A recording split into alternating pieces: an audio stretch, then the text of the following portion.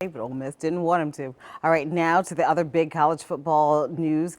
Stay for the playoffs, that is. Now to the other college football news. Tulane's John Sumrall leaving for the University of Florida. This comes as the team is on the cusp of a berth in the college football playoffs. WDSU sports reporter Kendall Duncan joins us live from Yulman Stadium and has more on Sumrall's move to Gainesville. Kendall.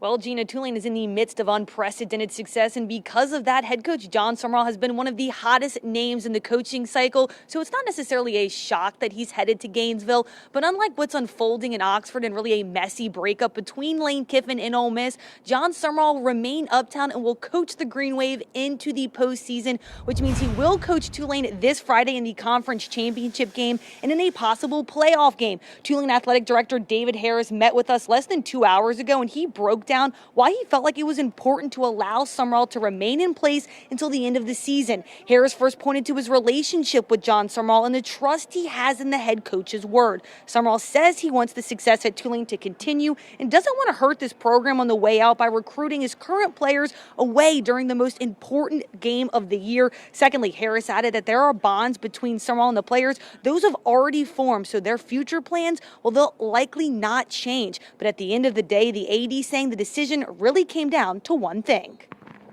I know that my mind was squarely on what's in the best interest of those kids, of those young men. And I couldn't think of a better way to go about doing this than giving them the opportunity to play in their biggest game of the year with their coach.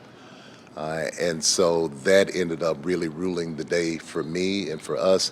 Other schools have the right to make the decision based on the criteria that they feel is important.